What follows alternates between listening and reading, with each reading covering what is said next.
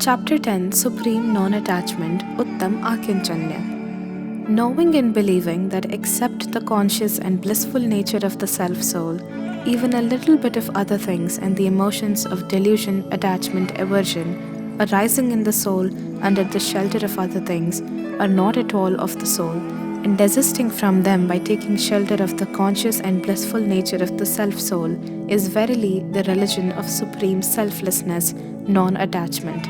Non-attachment and perfect celibacy have been stated to be the essence of 10 religions, and the supreme religion that draws out the Jeev from the miseries of the 4 kinds of mundane existence and place them in the abode of beatitude. Akinchanya brahmacharya dharma dashasar hai, chahugati dukhade kaadhi smukati karatar hai. As a matter of fact, Akinchanya and brahmacharya are the 2 sides of the same coin. Believing, knowing the conscious and blissful nature of the soul as to be the self and to get wedded to it and absorbed and engrossed in it is celibacy. And not to believe and not to know as one's own and not to get absorbed in other things and emotions arising by taking shelter of non-self things is verily Akinchanya. If self-absorbedness is celibacy, then the absence of the sense of oneness and attachment in other objects is non-attachment. Hence, that which is called Brahmacharya Dharma in the positive sense, the name is called Akinchanya Dharma in the negative sense. Thus, self-existence is Brahmacharya and the non-existence of other non-self things is Akinchanya. As antonym of forbearance is anger and antonym of modesty is pride, similarly antonym of religion of non-attachment is Parigraha. That is, the absence of Akinchanya is called Parigraha, or the absence of Parigraha is called Akinchanya Dharma. Hence, the other name of Akinchanya can also be Aparigraha, that is, non-possession or non-attachment. At first, it is essential to understand Parigraha in the absence of which Akinchanya Dharma gets manifested. Parigraha is of 2 types, one internal and 2 external. Internal belongings which arise in the self in the form of misbelief, attachment, aversion, etc. are called Nishchay Parigraha, and external belongings are called Vyavahar Parigraha. As is said in Dhavala, Vavaharanayam paduccha khettadi gantho abhantara gantha karanattado edasya pariharanam niganthattam nichayanayam paduccha michattadi gantho kamma bandha karanattado tesim parachago niganthattam. From the empirical point of view, land, house, etc. are granth because these are the cause of internal granth. Forsaking these is nirgranth. From the Nishchay point of view, false belief, etc. are called granth because these are the causes of bondage of karmas, and forsaking these is nirgranth. Thus, for nirgranthata, that is for Akinchanya Dharma, abdication of internal and external, both kinds of parigraha is essential. This is also the connecting link of Nishchay and Vyavahar. Internal parigraha are of 14 kinds. 1. False belief. 2. Anger. 3. Pride. 4. Deceit. 5. Greed. 6. Laughter. 7. Liking. 8. Disliking. 9. Lamentation. 10. Fear. 11. Disgust. 12. Male sex passion. 13. Female sex passion. 14. Neuter sex passion. External parigraha are of 10 kinds. 1. Fields or land. 2. Houses. 3. Silver. 4. Gold. 5. Wealth. 6. Grain. 7. Female servant. 8. Male servant. 9. Garments. 10. Utensils. Thus, in all, 24 kinds of possessions are enumerated. It is also said, Parigraha 24 bhed, tyag kare muniraj ji. The saints who have renounced the above mentioned 24 kinds of possessions possess the supreme religion of non-attachment. Whenever talk on parigraha or parigraha tyag is held, our attention is diverted towards external belongings. False belief, anger, pride, deceit, greed, etc. are also parigraha. None pays attention towards this. Whenever the talk of anger, pride, deceit, greed is held, it is said that these are passions and emotions, but it is overlooked that the possession of passions is also parigraha. When the world is not ready to accept anger, pride, etc. also as parigraha, who is going to believe laughter, etc. also as parigraha? Parigraha is also included as a sin in the 5 kinds of sins, and laughter, etc., are kinds of parigraha. But when we laugh or feel sorry, do we remember that we are committing some sin, or due to these we are parigrahi, possessors of belongings? Many of the renouncers of the parigraha can be seen laughing and startling with fear. Do they ever think that all this is also parigraha? In Jaipur, people come to purchase idols and tell me that they want a very beautiful idol having a smiling face. I explain to them that the idol of Jinn is totally passionless and possessionless. How can this idol have a smiling face?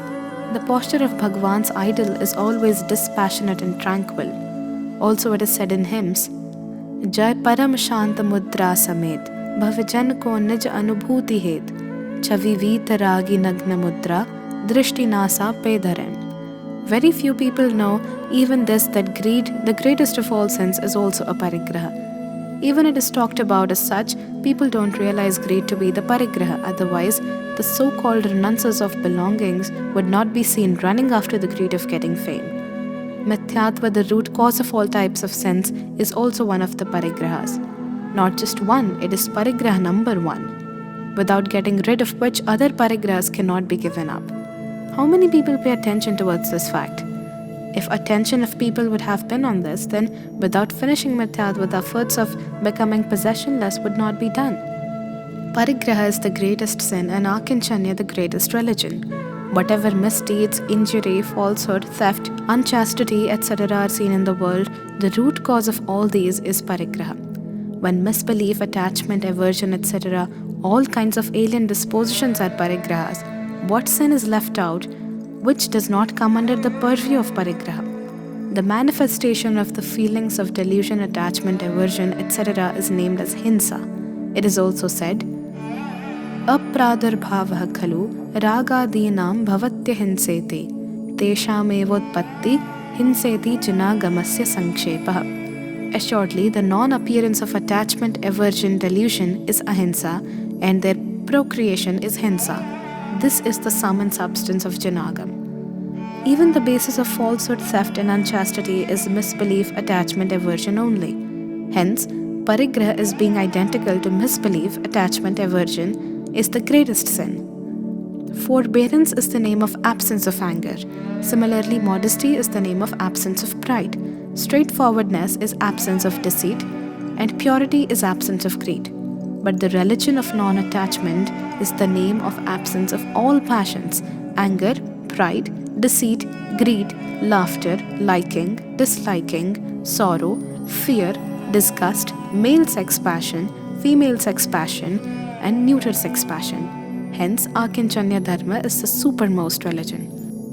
Nowadays, in the purview of external possessions also, money alone is considered to be parigraha. Nobody pays attention towards the possession of cattle, corn, and other things. If you ask any anuvriti who has taken a vow of limitations of possessions, what is the measure of his parigraha, he will immediately reply in terms of money. He will say 10,000 or 20,000. If questioned what else, he will astonishingly repeat the question, what else? Nothing. I want to know, is money only parigraha, and are not other things parigraha?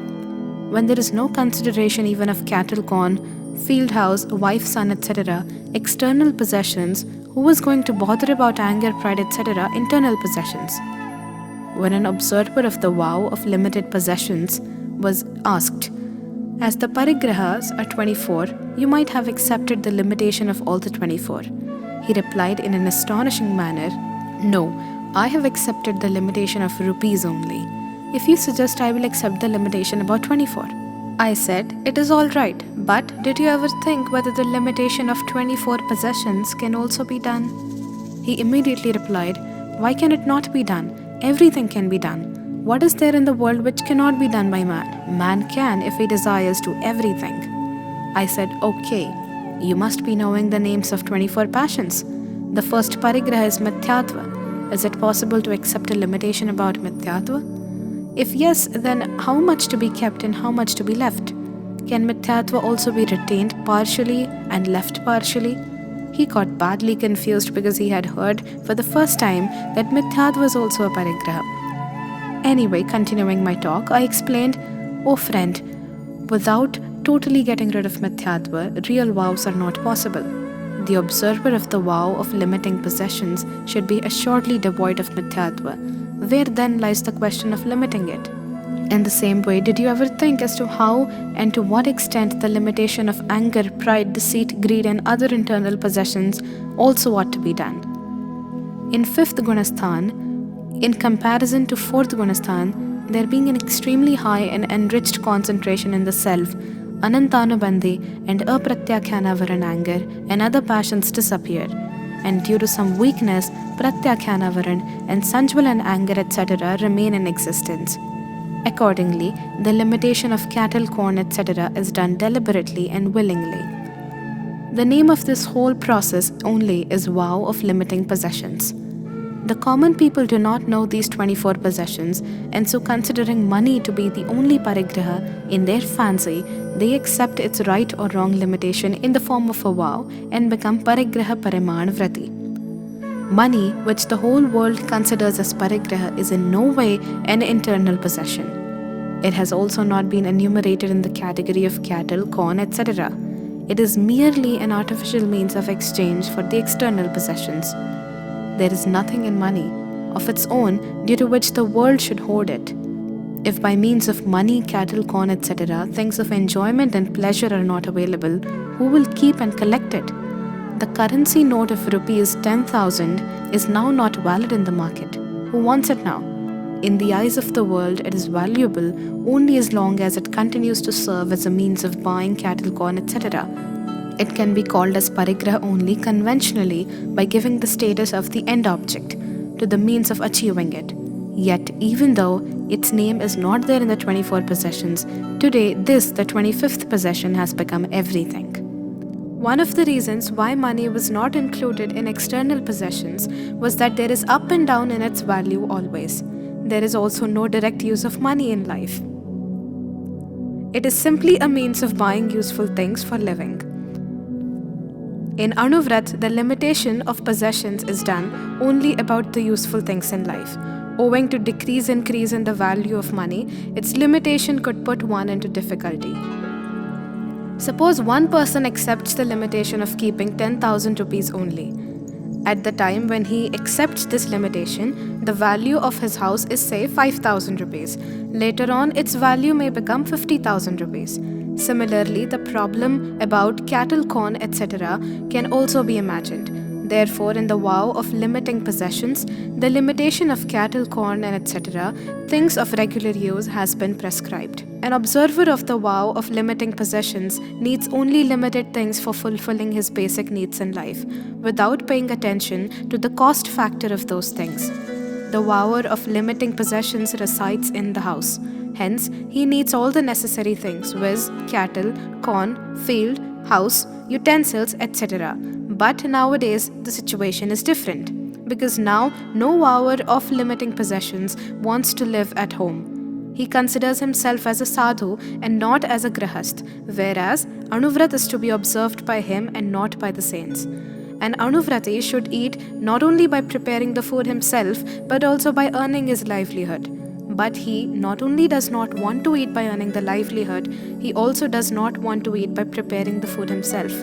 He does not reside in his house but lives in dharmashalas. And he puts his whole burden on the society. Hence he now neither needs a house nor cattle, corn, etc.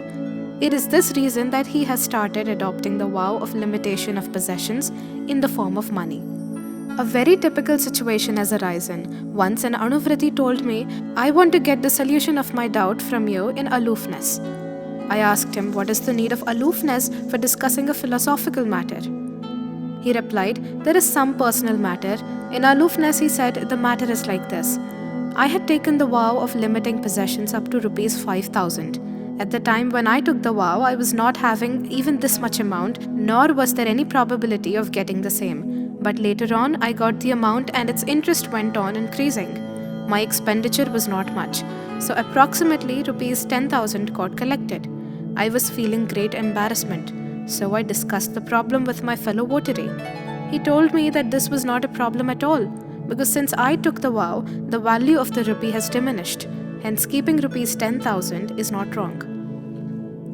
His suggestion being favorable to my point of view, I accepted it. But now the amount is further increasing and has reached to 12,000-13,000. What should I do now? I am in a fix. Although on the basis of the above logic, I have increased the limit and now also I can further increase it, yet I don't know why my heart is not getting ready to accept this thing. Immediately, I could not give any specific reply to this query, but the aforesaid question shook my heart. I pondered over the matter seriously.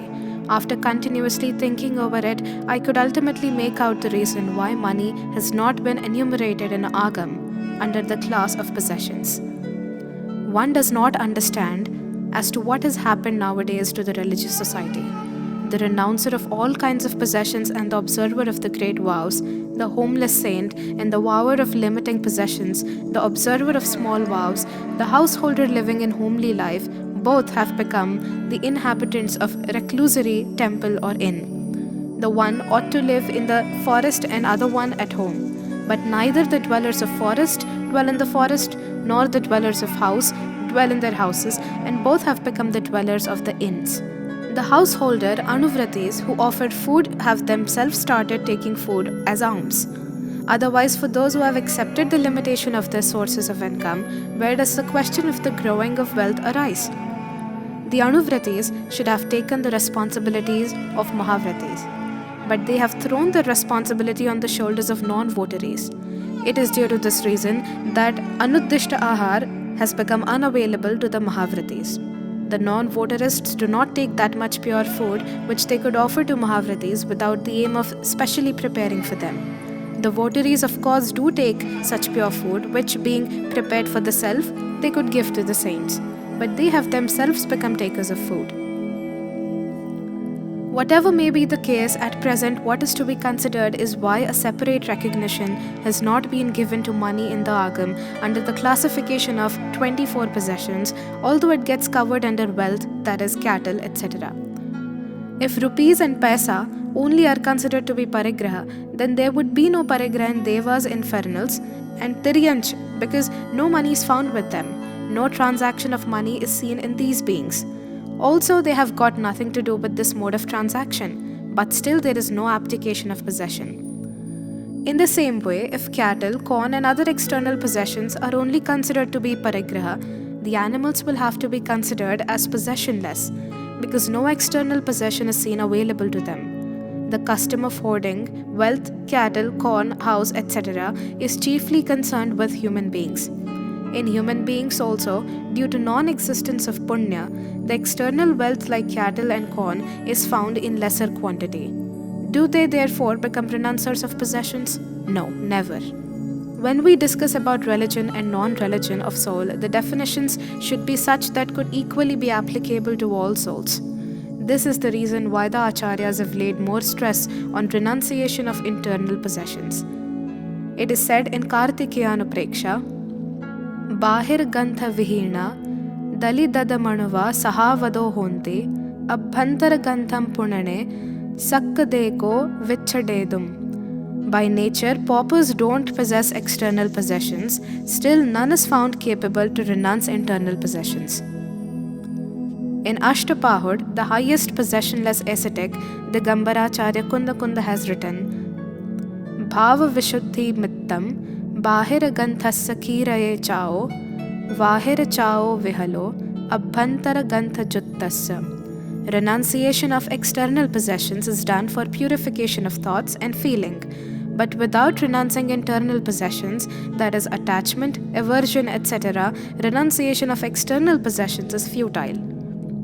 Even after renouncing external possessions, it is not necessary that internal possessions will also get waved off. It may also be that externally one may not be having the slightest possession, but internally all the 14 possessions may be existing. This is what happens in the case of Dravyalingi Mithyadrishti Munis. As spiritually they are found in the first Gunasthan, all sorts of internal possessions like false belief, etc. are found existing in them, but externally they live in the naked state. In Bhagavati Aradhana, it is written clearly, अभ्यंतर सोधिये गंथे णियमेण बाहिरे चयति अभ्यंतर मैलो चेव बाहिरे गेण्णति who गंथे अभ्यंतर सोधिये बाहिर सोधि विहोदी नियमेण अभ्यंतर दोषेण हुकुणति नरो बाहिरे दोषे. On the manifestation of internal purity, external possessions are assuredly renounced. Only due to internal impure thoughts, misdeeds are evolved through vocal and physical activities. On the manifestation of internal purity, external purity gets assuredly manifested. If internal thoughts are impure, then man will commit faults through the body and words also. The fact remains that wealth, cattle, or corn, etc., in itself is not real possession, but the feeling of possessing them, hoarding them, is parigraha. So long as there is no feeling of attachment, possession, or hoarding towards other non-self objects, simply by the presence of other material objects, parigraha cannot be said to be existing. Otherwise, the possession of the body and the existence of samavsharan, etc., found with the Tirthankaras, even on their being in the 13th Gunasthan, would have to be treated as parigraha, whereas the presence of internal possession is possible up to the 10th Gunasthan, that is, 10th stage of spiritual development only. Keeping all these aspects in view, in Janagam, the definition of parigraha is given as under Murcha parigraha. Infatuation is possession. The definition of infatuation is given by Acharya Amrit Chandra as under Murcha tu mamatva parinamaha. The feeling of mindness itself is infatuation. Acharya Jayasen in Pravachan Sar's Tatparya Vritti commentary has written, Murcha parigraha iti sutre yatha adhyatmanusarena murcha roop ragadi parinamanusarena parigraho bhavati nacha bahiranga parigrahanusarena. Infatuation is possession. In this formula, it is said that possession exists in oneself according to one's attachment, that is, internal desires, and not according to external possessions. Acharya Pujyapat has written in Sarvat Siddhi, Mamedam buddhi lakshanaha parigraha. This thing is mine, having such type of notion is parigraha. From the above mentioned definitions and explanations of parigraha, it becomes very clear that the other objects are not in themselves parigraha. Whatever feeling of mindness and attachment we have in respect of other things, in fact, the same feeling of mindness and attachment is assuredly parigraha. When the feeling of mindness in respect of other objects is given up or disappears, the external possession also gets relinquished accordingly.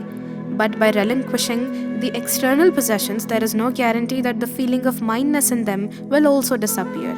Because in the absence of punya and in the presence of pap, the other objects get abandoned without abandoning, but the feeling of mindness does not end. Sometimes it may rather increase more and more.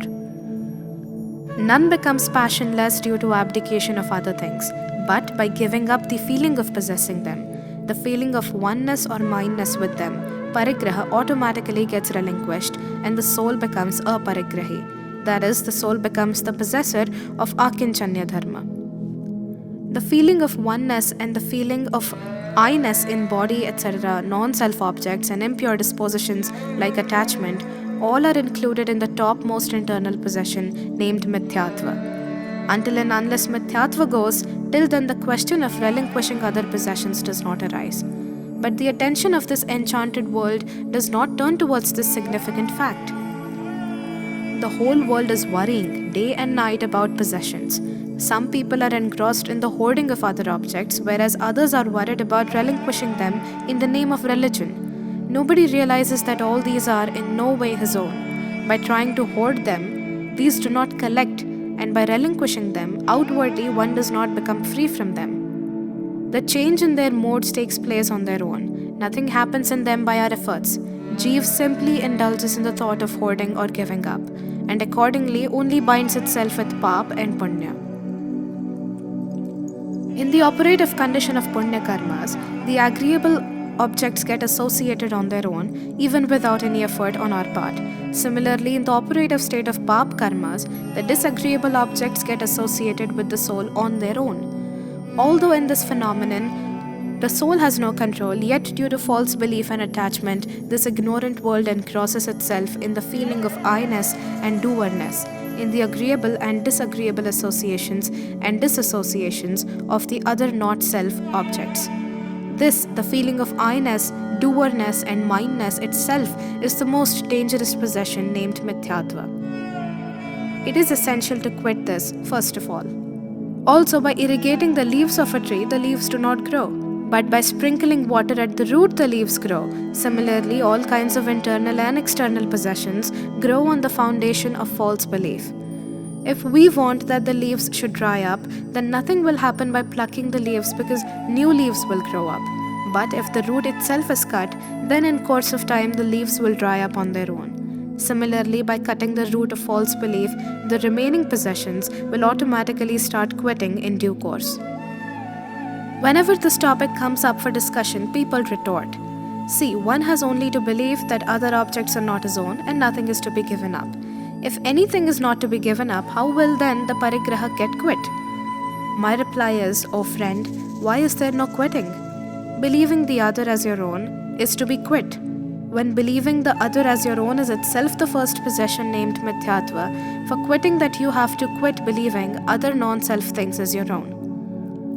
Although quitting the belief of identity with other objects is a great renunciation, is a great task, yet to this world it does not appear that something is given up in this. If someone gives up 5-10 lakhs of rupees or gives up wife, son, etc., then it appears that something worthwhile has been given up. But by quitting to believe these rupees, wife, sons, etc. as one's own, it does not seem as if something is given up. All this is the splendor of the possession named Mithyatva. Only due to Mithyatva the world feels like this. My submission is that if without quitting to believe other things as one's own, external possession is given up, then it really won't get quit.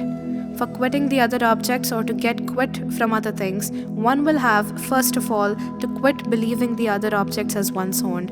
Only then it will get quit in due course. In reality, it is already in the quit state. In fact, this Jeev is forcedly believing it as his own. Hence, when we think deeply, what one has to quit is only believing other objects as one's own. The objects of the world remain and will remain in the world itself. What to quit them and how? Only believing them as one's own and having the feeling of attachment with them is assuredly to be given up. By giving up believing the body as one's own, by giving up mindness and even on quitting the feeling of attachment with it, the body does not get quit at once. Only the parigraha of the body gets quit.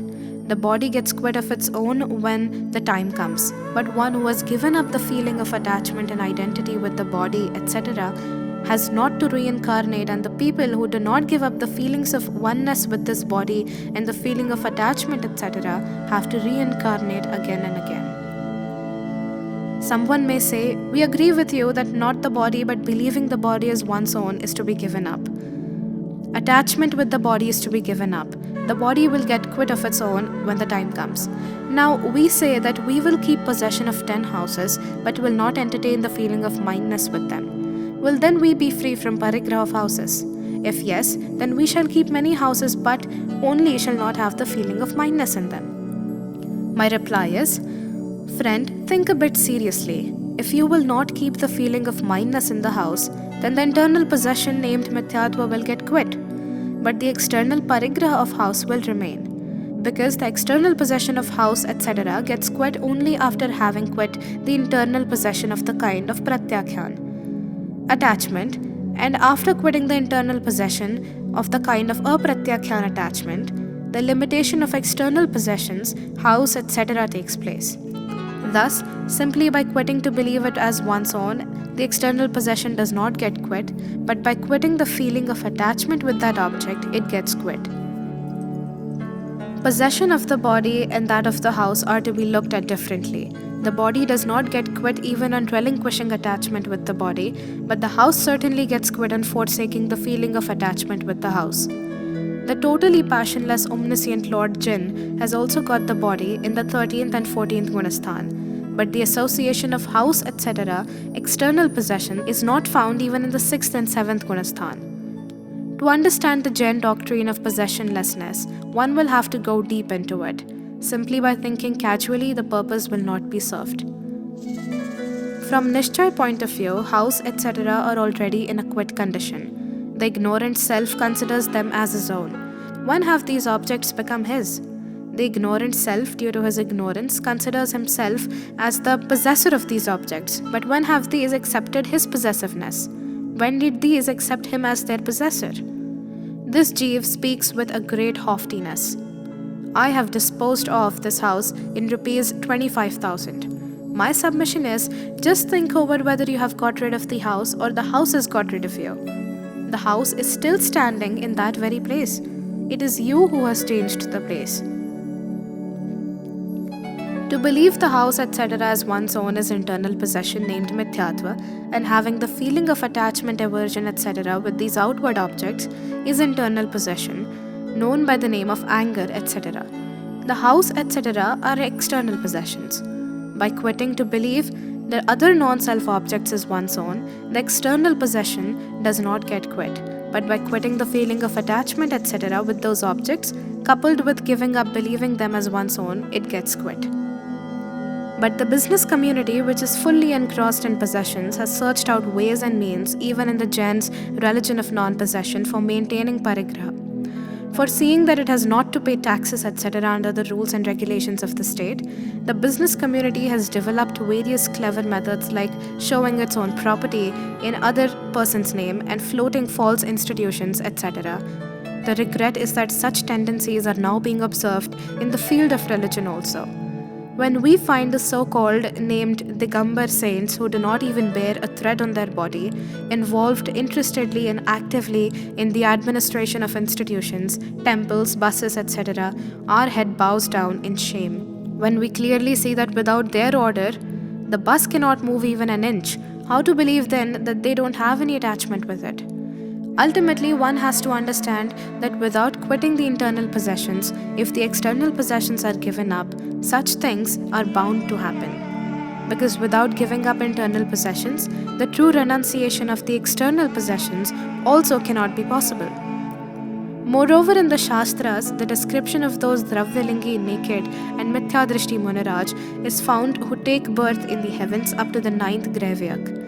They are neither seen having the slightest external possessions nor any attachment with it. Without developing introversion, it is almost impossible to discover his Dravyalingatva. The purpose of laying stress on quitting of false belief, etc. internal possessions is not that there is no need of giving up external possessions, or it has got no importance. Along with abdication of internal possession, renunciation of external possessions is also observed. Assuredly, abdication of external possessions has its own utility, its importance is also there, but this world remains so much busy only in external possessions that it has no awareness about the internal dispositions. Only due to this reason, attention is here specially drawn towards internal possessions.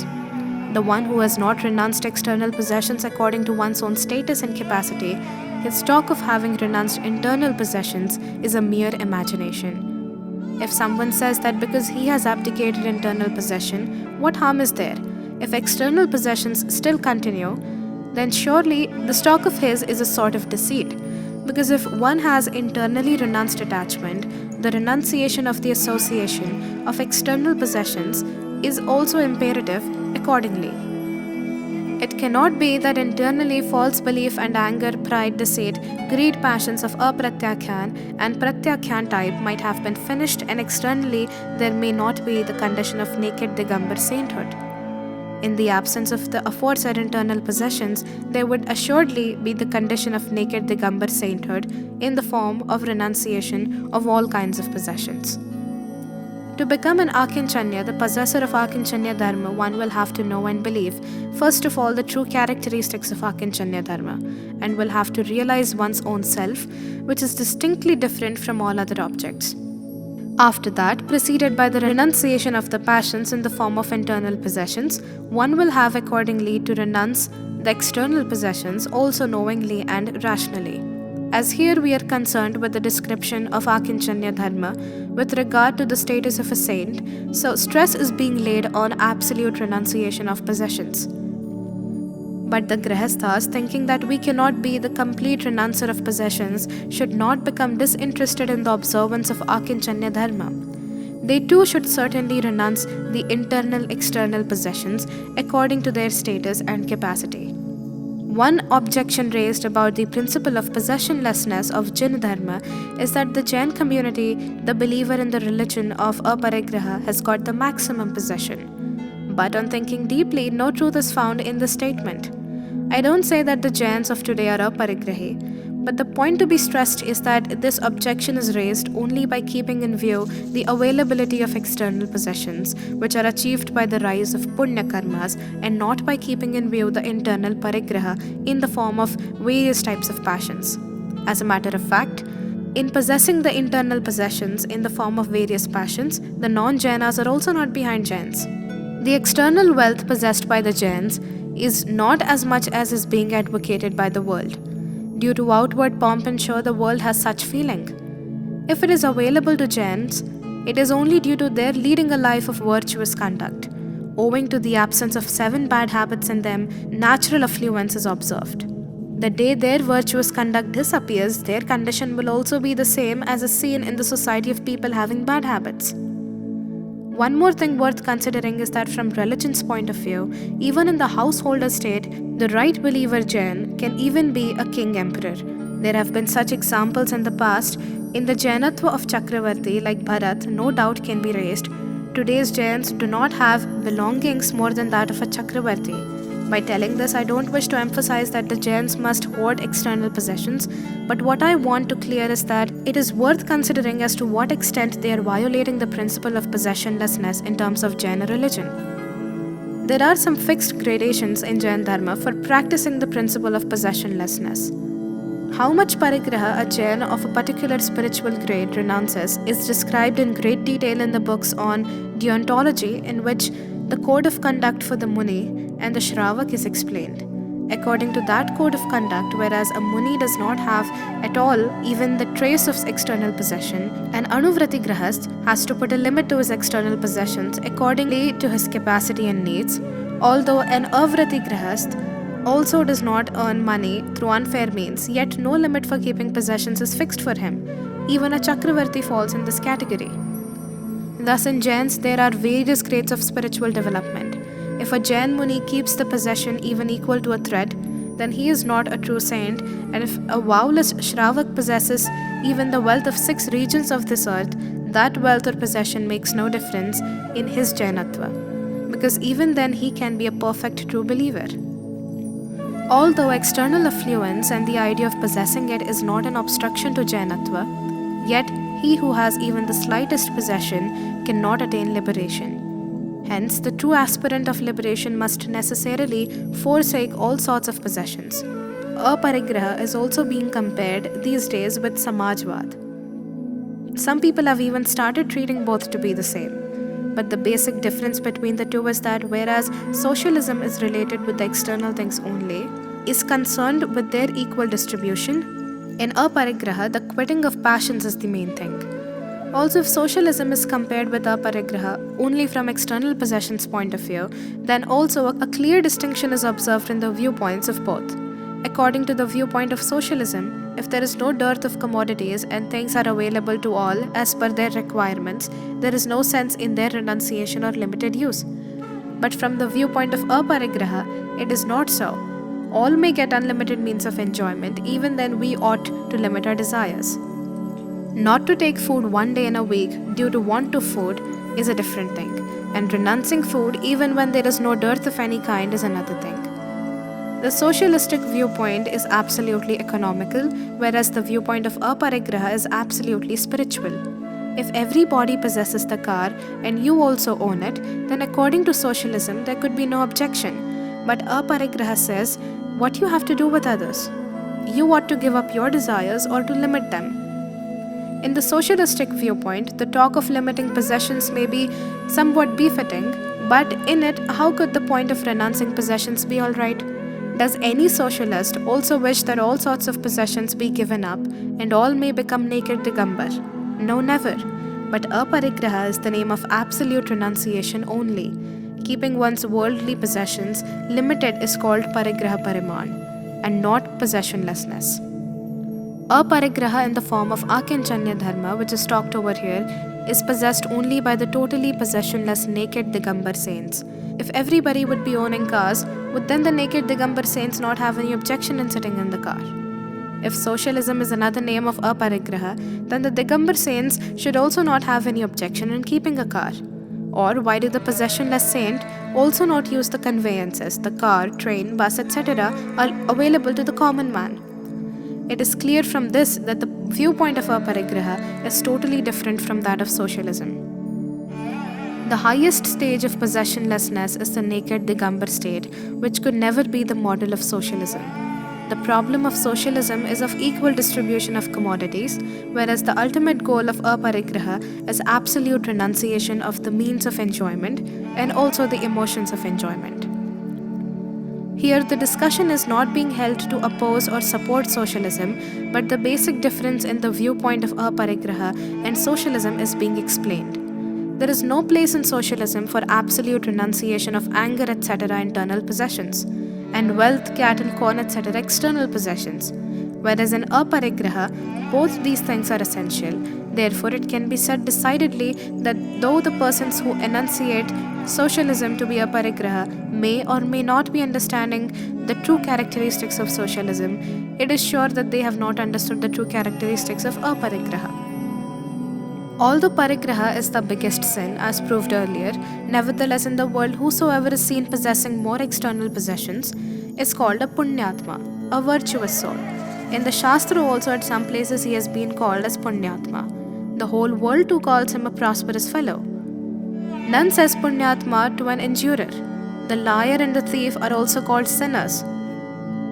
Similarly, in the eyes of the world, an adulterer also is deemed to be a papi.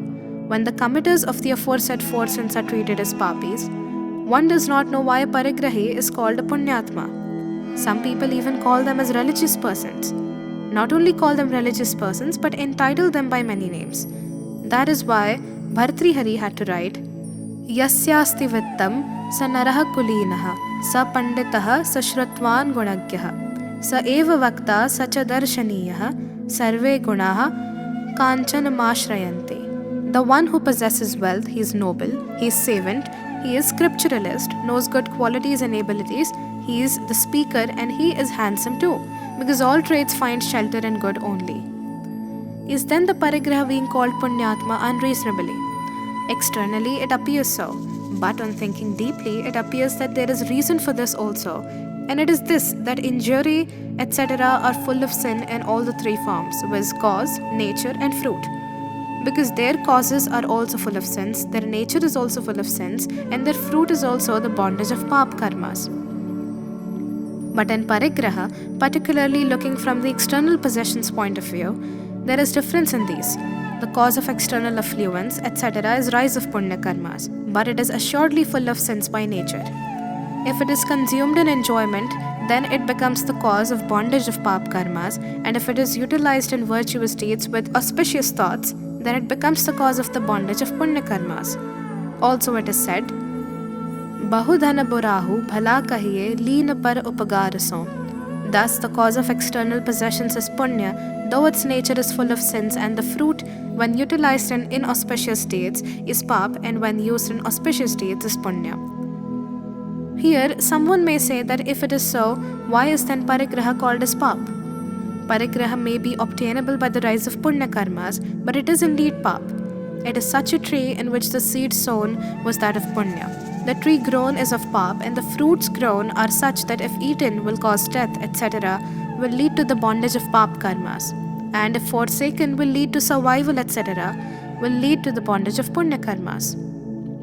This manifoldness exists in its nature itself. It is due to this reason that even though parigraha is the biggest sin, the possessor of wealth is punyatma in the eyes of the world. The fact is that none becomes papi due to rise of pap karmas and punyatma due to rise of punya karma.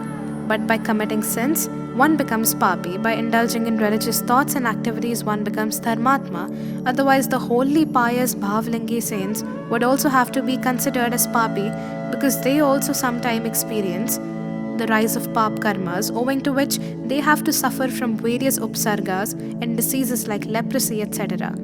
But they don't become papi, because by possessing passionlessness, religion, they remain dharmatma only. Similarly, if any prostitutes or thieves amass a lot of wealth, they do not become Punyatma, they remain Papis only. Whatever the world may say, it being the root of all evils, Parigraha is the biggest sin, and Akinchanya, being devoid of all sorts of passions and false belief, is the highest religion. I am closing this discussion with this pious wish that may all living beings attain the stage of perfect bliss by adopting the supreme religion of non attachment.